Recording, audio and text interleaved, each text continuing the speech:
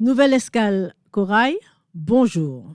Guadeloupéenne, née à Pointe-à-Pitre, danseuse, chorégraphe. Ballet africain à Paris, puis rencontre avec des troupes de musique et de danse africaine.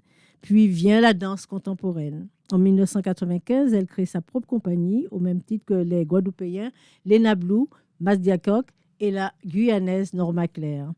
Chantal Loyal, bonjour. Bonjour. Anti.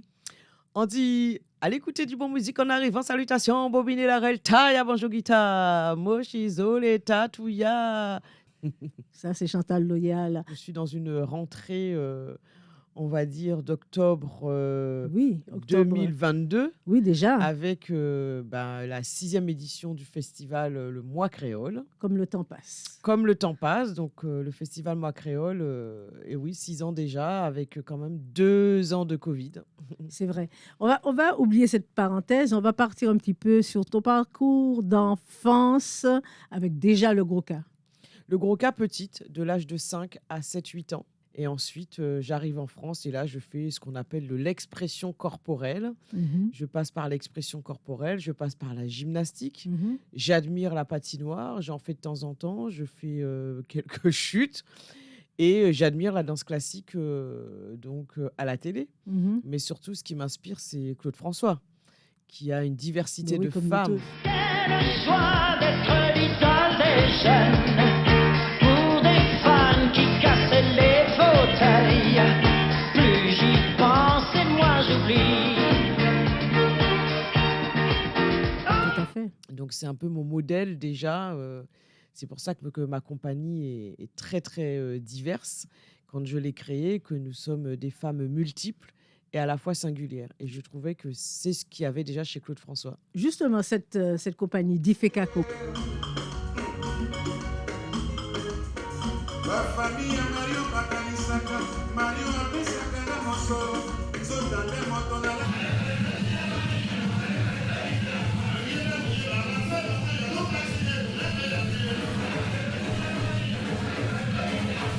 Pourquoi d'Ifekako et qu'est-ce que ça représente d'Ifekako?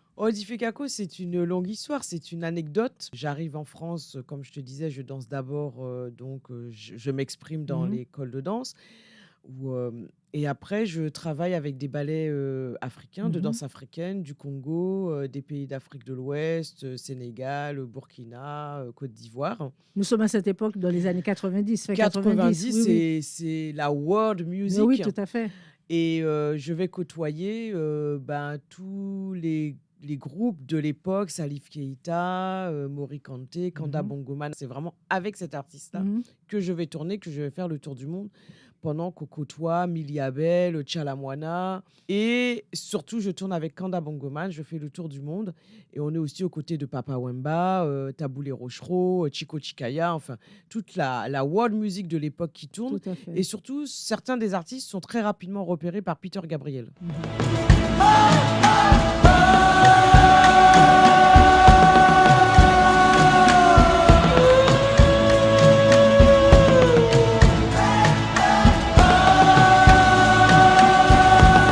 Qui va créer le festival WOMAD Festival, qui va être en Angleterre d'abord et qui va être au Japon, aux États-Unis, un peu partout. Et c'est à travers ces festivals que nous allons tourner avec ces chanteurs africains et notamment avec Kanda Bongoman, où je vais faire le tour du monde et voyager en Afrique jusqu'aux États-Unis, au Japon et un peu partout. Ça, Il faut rappeler aussi qu'à cette époque, un des leaders de Kassav et le musicien de Peter Gabriel, Jean-Claude Nemo d'ailleurs. Tout à fait. Oui. Et du coup, c'est vraiment l'époque où on découvre Kassav. Kassav fait le tour du monde. Et il y a le pendant, c'est l'Afrique. C'est les Aïko Langa Langa. Mama descend, mama sort, mama descend, mama sort, mama descend. Pousse, pousse, pousse, pousse, pousse. Donc tout ça, ce sont les boîtes de nuit. Et c'est comme ça que j'apprends à fréquenter les boîtes africaines, les boîtes antillaises. Et je commence à m'exprimer avec un mouvement afro, on va dire afro-caribéen, afro-antillais. En fait, c'est là aussi que les danseurs antillais venant de la Caraïbe prennent leur place. Tout à fait, parce que en fait, c'était une période où ce sont les années où les artistes africains arrivent en France, beaucoup d'hommes, beaucoup moins de femmes. Et souvent, les hommes arrivent à se marier soit avec des Antillaises, soit avec des femmes blanches, françaises, qui ont des papiers. Et ils arrivent plus facilement à avoir leurs papiers. C'est aussi une période où on peut plus facilement aussi arriver pour raisons politiques et avoir des passeports, comment dirais-je, réfugiés Oui. politiques, puisque Kanda, c'est ce qu'il avait. Et par contre, pour qu'ils aient des danseuses africaines et originaires de chez eux, en fait, ils sont dans de grandes difficultés. Tout à fait.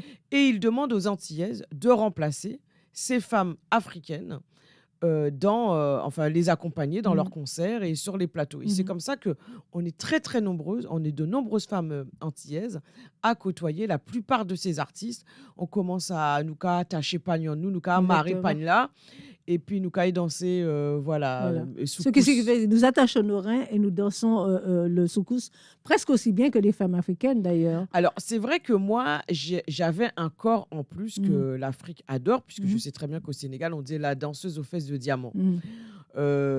Puisque c'est vrai que j'étais très calipige, une taille très fine, avec des fesses rebondies. Et donc à chaque fois que j'allais en Afrique, je ressemblais toujours à une ethnie de chaque pays. Tu m'étonnes. Et donc, quand je suis arrivée, par exemple, pour anecdote, au Zimbabwe, Kanda Bongoman avait un clip qui s'appelait Billy, Billy, Billy. Et Billy, ça veut dire sirène. Et tout le monde pensait que c'était moi qui l'appelais Billy.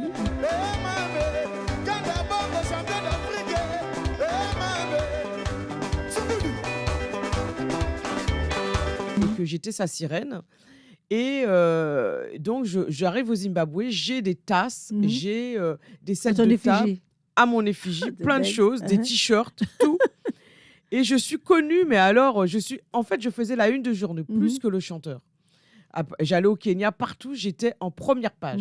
Parce que les gens savaient que j'étais antillaise, ils avaient appris que j'étais antillaise, et en même temps, je ressemblais à une femme africaine, à une femme de chez eux.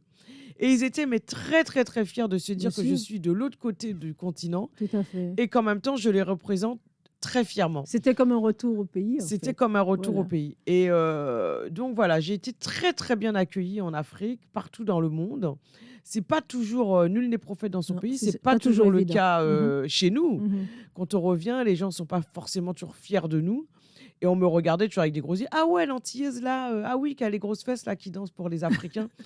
Donc il y avait quand même des reproches.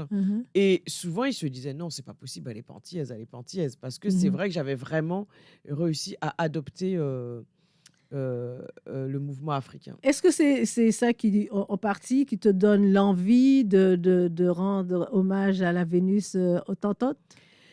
Il y a de tout. Je crois que la Vénus Hottentote, pour être très sincère avec toi, Jacques Martial, qui était président de la Villette, moi, je ne connaissais pas du tout cette figure féminine qui a été malheureusement, qui a eu une très, très grande souffrance et maltraitance dans les années 1802 au 19e siècle.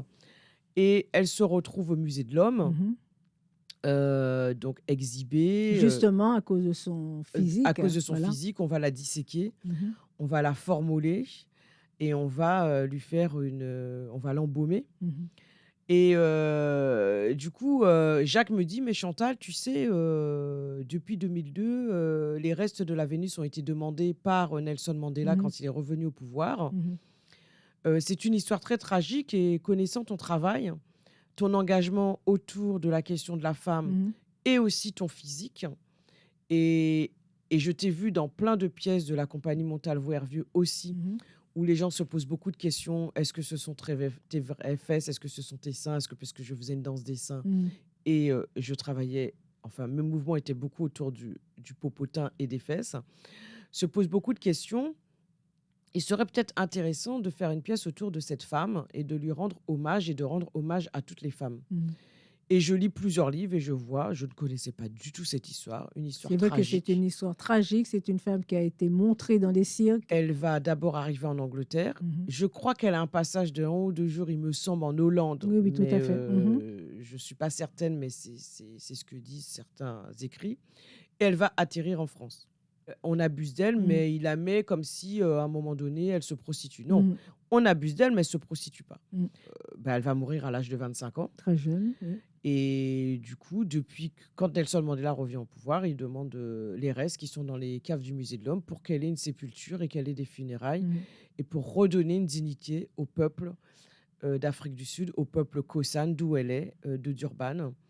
Et moi, j'ai eu l'occasion, en plus, quand Nelson Mandela sort de prison en Mmh. 92, je suis en Afrique du Sud avec Kanda Bongoman. Et 2 ans après, une fois qu'il est rétabli, il prend le pouvoir et c'est là qu'il demande les restes de la Vénus Hottentote. Qu'on accepte de ramener en Afrique du Sud. Qu'on accepte de ramener en Afrique du Sud, ça met quand même 10 ans. 10 ans. Donc, en elle effet. revient en 2002. Et c'est de là que l'Europe et la France s'emparent à nouveau du sujet par les médias. Et c'est par les médias que les gens revoient Cette commencent histoire, mhm. cette histoire et redécouvrent cette femme. Et beaucoup de gens, je vais dire, d'artistes, Mhm. d'ailleurs chanteurs, sculpteurs, metteurs en scène, scénaristes, danseurs, vont s'emparer à nouveau du sujet.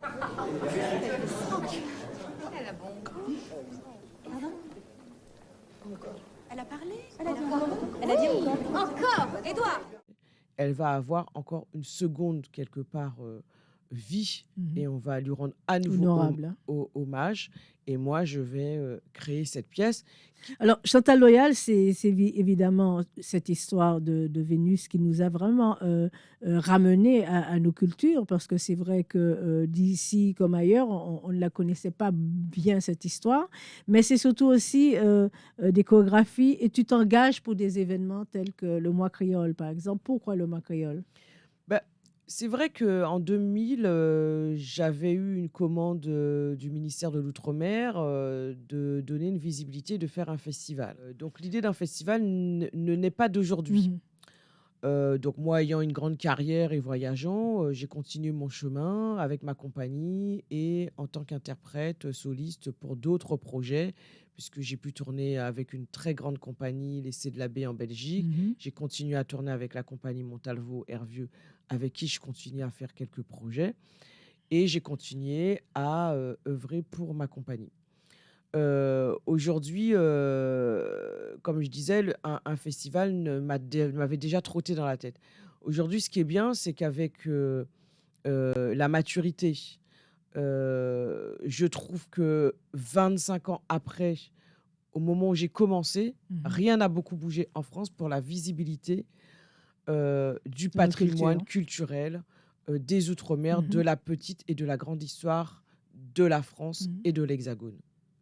Donc, je trouve que on mérite d'avoir une place. Mhm. Nous payons nos impôts, comme tout le monde. Et donc, pourquoi nous ne pouvons pas aller dans les lieux? Pourquoi nous ne pouvons pas aller dans les opéras? Pourquoi nous ne pouvons pas aller dans les scènes nationales, dans les CDCN Mhm. et dans tous les lieux?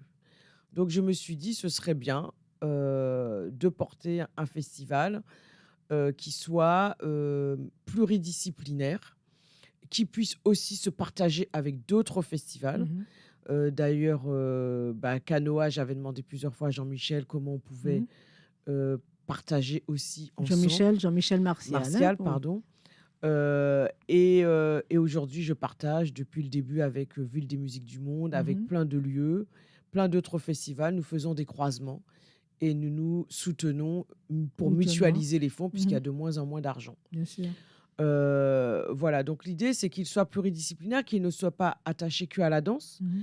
qu'il soit surtout force de proposition pour le théâtre, pour la danse, pour la musique, qui a beaucoup plus de chances que ces deux autres disciplines Mhm. que je viens de citer, pour le conte, mais aussi pour la langue, dans une dimension qui partirait de la langue, Mhm. de notre langue créole, qui est quand même entre la 7e et la 9e langue parlée, je Oui, crois. tout à fait, en effet. Dans le monde, oui, Dans le en monde. effet. Donc, je trouvais important de rendre hommage à cette langue, puisque les créoles traversent le monde entier. Et nous sommes des créoles par le métissage, par le fait que nous sommes très mélangés, au-delà même de la sémantique créole de la langue.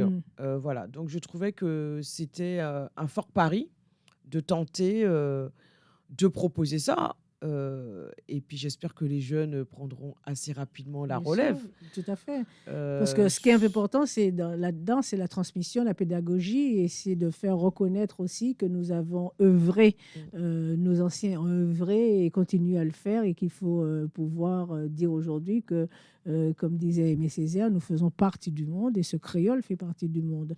Tout à Alors fait. justement, ce mois créole qui est dispersé dans plusieurs lieux.